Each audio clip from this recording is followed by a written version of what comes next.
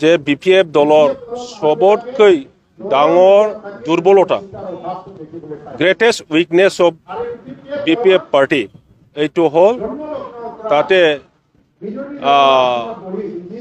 কি বুলি কয় মানে ভালকে সকলোকে লৈ পেলাই আলোচনা নহয় আৰু সিদ্ধান্ত নাহে। এইটো হাগ্ৰামা মহিলাৰীৰ তেখেতৰ ভুলৰ কাৰণে হৈছে আৰু বহুত নেতাসকলে ইতিমধ্যে যোগাযোগ কৰিছে, তেখেতসকলে আহিব।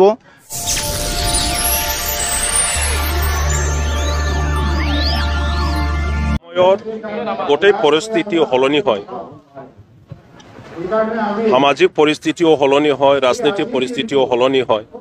আজি BTC ৰাজনীতিৰ পৰিস্থিতি কমপ্লিটলি চেঞ্জ হ'বলৈ গৈ আছে আৰু মই ইয়াৰ কাৰণে মই ৰাইজৰ কাম কৰা ব্যক্তি কোনটো দলত থাকিলে বেছিকৈ ভালকৈ ৰাইজৰ ভাল কাম কৰিব পাৰিব সেইটোকে মই চাই আছিলোঁ আৰু সকলো নেতাসকলে সেইটোকে চাইছে। ইণ্টেলেকচুৱেলসকলে বুদ্ধিজীৱীসকলে সেইটো চাইছে, গাঁৱৰ সাধাৰণ ব্যক্তিসকলেও সেইটো চাইছে।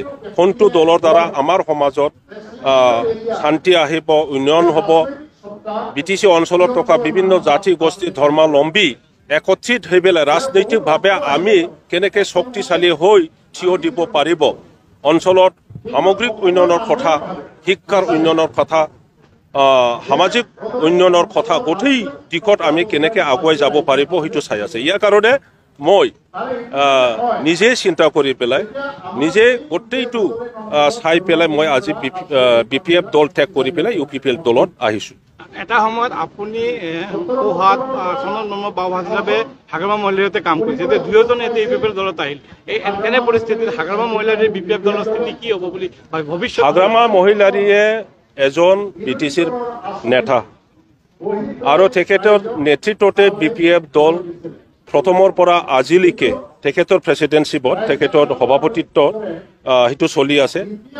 মই বিশ্বাস কৰোঁ আগন্তুক দিনত এই BPF দলটো কেনেকৈ শক্তিশালী কৰিব লাগে ইয়াৰ কাৰণে তেখেতৰ জ্ঞান আছে আৰু সেইমতে তেখেতে চলাই যাব। কথা হৈছে যে তেখেতৰ দলত গণতান্ত্ৰিক ব্যৱস্থা নাই, একনায়কত্ব বাদ চলে, সেইটোৱে কাৰণ হৈছে বুলি বিবেচিত হৈছে। এই সন্দৰ্ভত আপোনাৰ মই যোৱাকালি এটা কথা কৈছোঁ, আজিও ক'ম যে BPF দলৰ সবতকৈ ডাঙৰ দুৰ্বলতা greatest weakness of BPF party এইটো হ'ল তাতে কি বুলি কয় মানে ভালকে সকলোকে লৈ পেলাই আলোচনা নহয় আৰু সিদ্ধান্ত নাহে। BPFত আটাইতকৈ UPPLক আটাইতকৈ গালি পাৰা মানুহ কৰা মানুহজন আপুনি আজি আকৌ আপুনি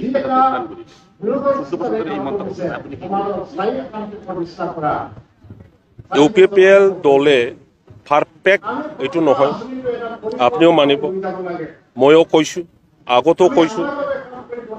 তেখেতসকলৰ যিটো ভুল প্ৰান্তি মই UPPL দলত থাকি পেলাই কেনেকৈ ৰেক্টিফিকেশ্যন কৰিব পাৰে, কেনেকৈ ৰিফাইনমেণ্ট আনিব পাৰে এই কামটোৱেই মই কৰিম। চাওক, UPPL দল 2015 চনত UG ব্ৰহ্ম ডাঙৰীয়াই আৰম্ভ কৰিছিলে আৰু সেই সময়ৰ সৰু নাৱৰ নিচিনা আছিলে।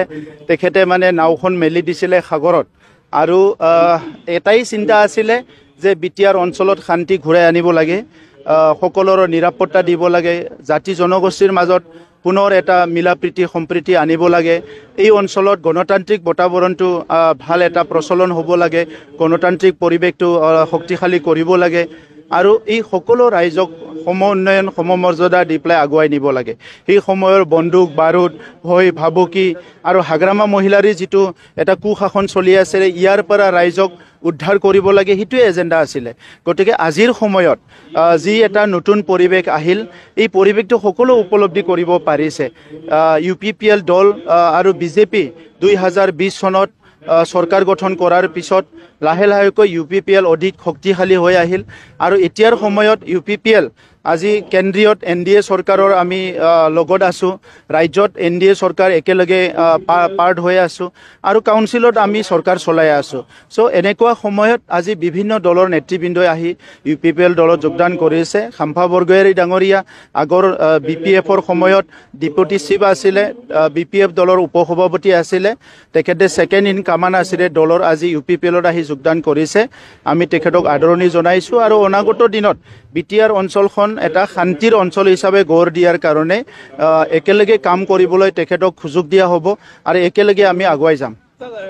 সময়ত সোহাত বাওহাত দুয়োটাই আছিলে চন্দন খাম্পা, এতিয়া দুয়োটাই আপোনাৰ লগত, এতিয়া চাওক এইটো হাগ্ৰামা মহিলাৰীৰ তেখেতৰ ভুলৰ কাৰণে হৈছে আৰু বহুত নেতাসকলে ইতিমধ্যে যোগাযোগ কৰিছে, তেখেতসকলে আহিব। আমাৰ উদ্দেশ্যটো হৈছে BTRখন গঢ়িব লাগে, বড়ো জনগোষ্ঠীক আগুৱাই নিব লাগে, অইন জনগোষ্ঠীকো আগুৱাই নিব লাগে আৰু BTR অঞ্চলটো যাতে অনাগত 25-30 বছৰ 50 বছৰৰ পুনৰ অশান্ত নহয়, সেইটোকে আমি লক্ষ্য ৰাখি একেলগে মিলি কাম কৰিব লাগে।